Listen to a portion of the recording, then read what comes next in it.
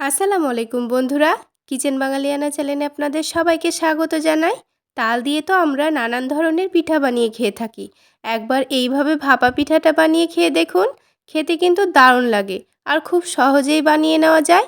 আর বন্ধুরা, এই বাটি ভাপা পিঠাটি এতটা নরম তুলতুলে হয় যে মুখে দিতেই মিশে যাবে।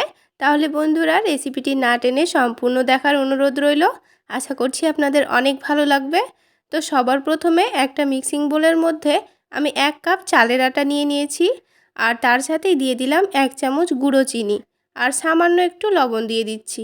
আর বন্ধুরা, আপনারা যদি মিষ্টি খাবারে লবণটা না পছন্দ করেন সেক্ষেত্রে লবণটা বাদ দিয়ে দিতে পারেন। তো এবার এখানে আমি 1 কাপ তালের শাঁস দিয়ে দিচ্ছি। যেহেতু আমি এখানে 1 কাপ চালের আটা নিয়েছি, তাই আমি 1 কাপ তালের শাঁস দিয়ে দিচ্ছি। এবার এখানে এই ব্যাটারটা রেডি করে নেওয়ার জন্য 1 কাপ দুধ নিয়ে নিয়েছি। অল্প অল্প করে দুধটা দিয়ে ব্যাটারটা তৈরি করে নিতে হবে। দুধটা কিন্তু একেবারে দিয়ে দেব না, তা না হলে কিন্তু এই ব্যাটারটা অনেকটাই পাতলা হয়ে যেতে পারে। তাই অল্প অল্প করে দুধ দিয়ে এই ব্যাটারটা রেডি করে নেব। তো কম বেশি আমার 1 কাপই এখানে দুধ লেগে যাবে। আর আপনারা যদি দুধ দিয়ে ব্যাটারটা না তৈরি করতে চান সেক্ষেত্রে পানি দিয়ে তৈরি করে নেবেন। তবে দুধ দিয়ে তৈরি করে নিলে কিন্তু পিঠাটা খেতে অনেকটাই ভালো লাগে। আর বন্ধুরা, এই বর্ষার সময় কিন্তু চারিদিকে প্রচুর পরিমাণে তাল পাওয়া যায়। তো এই তাল দিয়ে কিন্তু আমরা নানান রকম খাবার বানিয়ে খেয়ে থাকি। তো তালের কিছু পিঠা আর পরোটার রেসিপি আমার ইউটিউব চ্যানেলে দেওয়া আছে, আপনারা চাইলে সেখান থেকে দেখে নিতে পারেন। তো খুব ভালো করে মিশিয়ে নেওয়ার পর ব্যাটারটা কিন্তু একেবারেই পারফেক্টভাবে রেডি হয়ে গেছে। আর এর মধ্যে কিন্তু কোনো রকম লাম্পস নেই, খুব সুন্দর স্মুথভাবে রেডি হয়েছে। ব্যাটারটা এক সাইডে রেখে আমি একটা নারকেলের পুর তৈরি করে নেব। সেজন্য অল্প একটু নারকেল নিয়েছি আর সামান্য গুড় নিয়ে নিয়েছি। এবার এই দুটোকে খুব ভালো করে মিক্স করে নেব। এই পুরটা তৈরি করার জন্য আমি কিন্তু কোনো রকম গ্যাসের চুলায় এটাকে বসাবো না। এভাবে একটু মেখে নেব, তাহলেই কিন্তু হয়ে যাবে। এই পিঠাটা আমি একটা বাটির মধ্যে তৈরি করে নেব, সেই জন্য অল্প একটু পুর থাকলেই কিন্তু হয়ে যাবে। তো নারকেলের পুরটা খুব সুন্দর করে মাখিয়ে নিয়েছি। এই ব্যাটারটা কিন্তু আমি খুব বেশি রেস্টে রাখিনি। যতক্ষণ এই পুরটা রেডি করতে সময় লেগেছিল ততক্ষণই রেস্টে ছিল। তো এটাকে খুব ভালো করে আবার মিশিয়ে নিলাম। তারপর এর মধ্যে আমি দিয়ে দিচ্ছি 1 চা চামচ মতো বেকিং পাউডার, আর হাফ চা চামচেরও থেকে কম একেবারে অল্প একটু বেকিং সোডা দিয়ে দিচ্ছি। এবার এগুলোকে খুব ভালো করে মিশিয়ে নিতে হবে।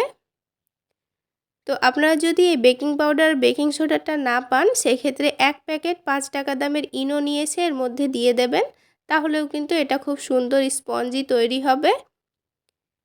তো এইভাবে বেকিং পাউডার বেকিং সোডাটা দিলে কিন্তু এই পিঠাটা অনেকটা স্পঞ্জি, একটু ফুলবে, খেতে কিন্তু দারুণ টেস্টি হবে।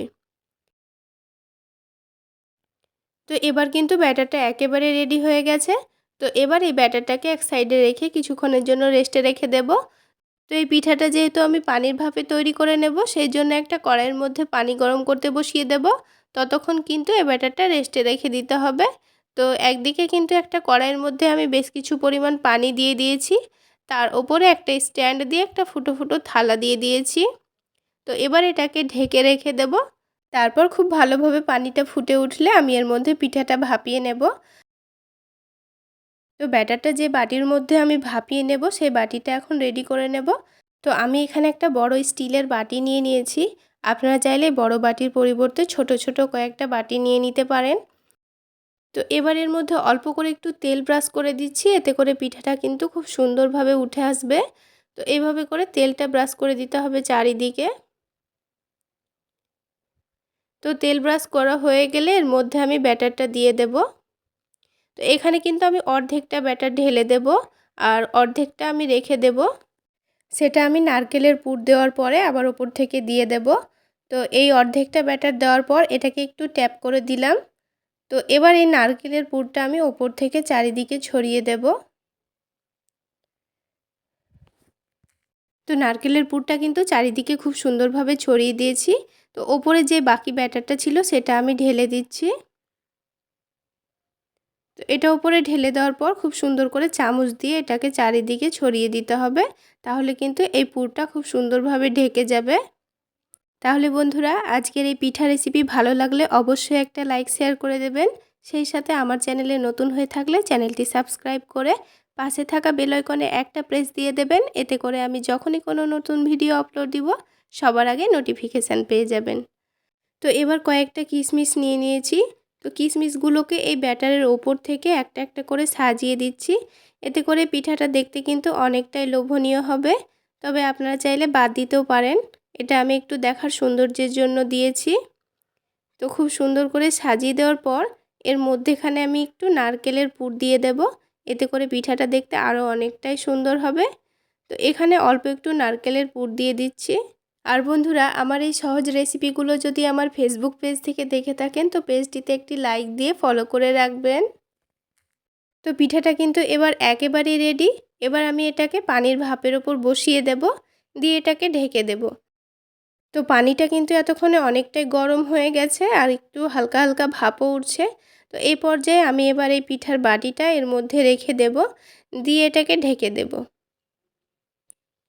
তো এবার এটাকে ঢেকে দিয়ে আমি 30 মিনিট মতো এটাকে ভাপিয়ে নেব। তাহলে কিন্তু পিঠাটা খুব সুন্দরভাবে তৈরি হয়ে যাবে। আর যদি আপনারা এই পিঠাগুলো ছোট ছোট বাটির মধ্যে বানিয়ে নিতে চাচ্ছেন তাহলে কিন্তু 10 থেকে 15 মিনিটের মধ্যেই পিঠাগুলো তৈরি হয়ে যাবে। তো 30 মিনিট কিন্তু হয়ে গেছে। এবার আমি ঢাকনাটা উঠিয়ে নিয়ে আপনাদের দেখিয়ে দিচ্ছি। দেখুন এই পিঠাটা কত সুন্দর একটু ফুলে উঠেছে। আর এই ফুলেছে কারণ এর মধ্যে বেকিং পাউডার দেওয়া আছে, এর জন্য কিন্তু এটা খুব সুন্দরভাবে ফুলেছে। আর দেখুন দেখতে কতটা লোভনীয় হয়েছে। তো এবার একটা কাঠি চারিদিকে একটু ঢুকিয়ে আমি চেক করে নিচ্ছি। কাঠিটা খুব সুন্দর পরিষ্কারভাবে বেরিয়ে এসেছে। তো পিঠাটা কিন্তু খুব সুন্দরভাবে তৈরি হয়ে গেছে। তো পিঠার চারিদিকটাই কিন্তু খুব সুন্দরভাবে সেদ্ধ হয়ে গেছে। তো এবার এই পিঠাটাকে আমি ঠান্ডা করার জন্য কিছুক্ষণ রেখে দেব। তো ঠান্ডা হয়ে যাওয়ার পর দেখুন এই পিঠার চারিদিকটা কিন্তু এমনিতেই ছেড়ে গেছে। তো এটা কিন্তু খুব সহজেই বেরিয়ে আসবে। তো একটা আমি ছোট স্প্যাচুলা নিয়ে নিয়েছি, একটু চারিদিকটা হালকা করে ছাড়িয়ে নেব। তো দেখুন বন্ধুরা পিঠাটা কিন্তু এমনিতেই উঠে এসেছে। তো এবার আমি এই পিঠাটাকে একটা প্লেটের মধ্যে নামিয়ে নিচ্ছি। তো দেখুন বন্ধুরা কত সুন্দর হয়েছে পিঠাটা। পিঠাটা দেখতে কিন্তু অনেকটাই লোভনীয় হয়েছে। তো আপনারা কমেন্ট সেকশানে জানাবেন পিঠাটা কিন্তু দেখতে কেমন হয়েছে। তো এবার এই পিঠাটা আমি আপনাদের একটু কেটে দেখিয়ে দিচ্ছি। আর এর ভেতরটা কতটা নরম তুলতুলের স্পঞ্জি হয়েছে। তো বন্ধুরা, আজকের এই রেসিপি কেমন লাগলো অবশ্যই কিন্তু কমেন্ট সেকশানে জানাতে ভুলবেন না। এবার এই পিঠাটা আমি আপনাদের কেটে দেখিয়ে দিচ্ছি। এর ভেতরটা কত সুন্দর স্পঞ্জের মতো নরম তুলতুলে হয়েছে। দেখুন বন্ধুরা পিঠার ভেতরটা কত সুন্দর স্পঞ্জি হয়েছে আর অনেকটাই নরম তুলতুলে, মুখে দিলেই যেন মিশে যাবে। আর এটা খেতে কিন্তু সত্যি অনেকটাই দুর্দান্ত হয়েছিল। আপনারা চাইলে এই পাকা তালের সিজনে একবার হলেও বানিয়ে নিতে পারেন। তাহলে বন্ধুরা, আজকে এই পর্যন্তই। সকলে অনেক বেশি ভালো থাকবেন, সুস্থ থাকবেন। দেখা হচ্ছে আরও একটি নতুন রেসিপি নিয়ে নেক্সট এপিসোডে।